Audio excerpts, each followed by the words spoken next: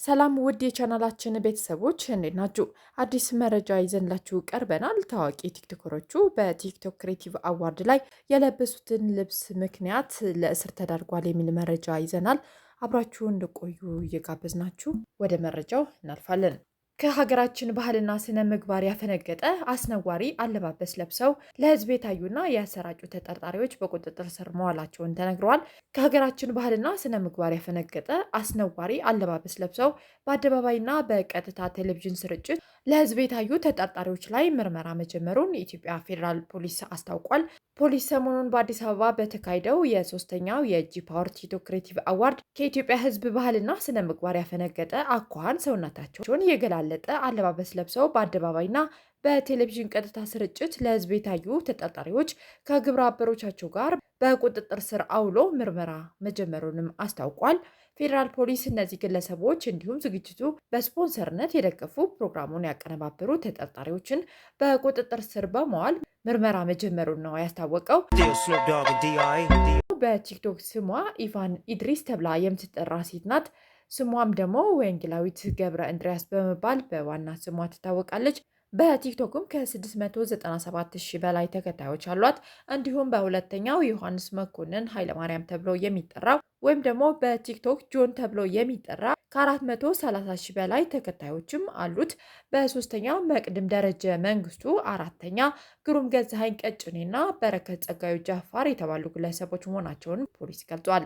የኢትዮጵያ ፌዴራል ፖሊስ ከህዝቡ ባህልና እሴት ያፈነገጡ አለባበሶችና መጤ ባህሎችን ተስፋፍተው በትውልዱ ላይ አሉታዊ ተጽዕኖ እንዳያስከትሉ ተጠርጣሪዎቹ ላይ የህግ ተጠያቂነትን ለማረጋገጥ የጀመረው ምርመራ አጠናክሮ እንደሚቀጥልም መረጃው አስታውቋል። እንደሚታወቀው ኢቫን ኢድሪስ እና ጆኒ የለበሱትን ልብስ በህዝብ ዘንድ ከፍተኛ ቁጣ ቀስቅሰው እንደነበረ ይታወቃል። እነዚህ ሰዎችም ኢቫን ኢድሪስ እና ጆኒም መልስ ሰጥተው ነበረ።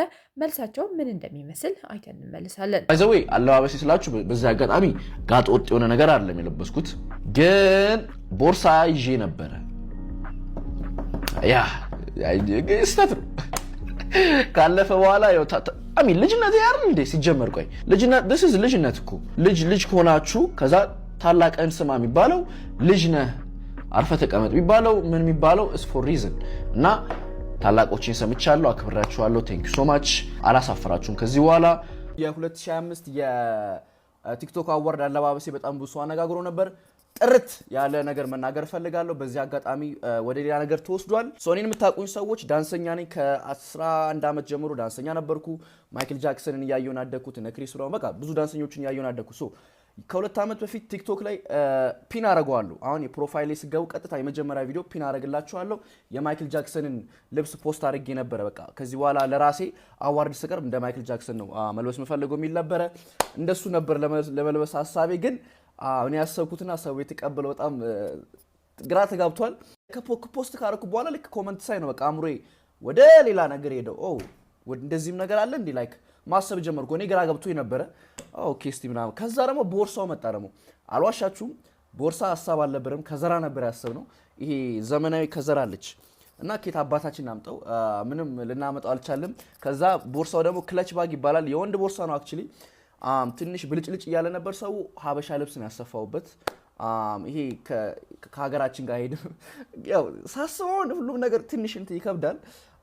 ግን የሀበሻ ልብስ ለምን አናሰፋበትም ብለን ነው ምንም የሀገር ነገር አይመጣውም ብለን የሀበሻ ልብስ ያሰፋንበት እሱን ነው። ክለች ባግ ይባላል። ወንዶች የሚያደርጉ ቦርሳ ነው። ግን እስማማለሁ እዚህ ሀገር አይደረግም። ለአዋርድም ማድረግ አልነበረብኝም፣ ተቀብያለሁ።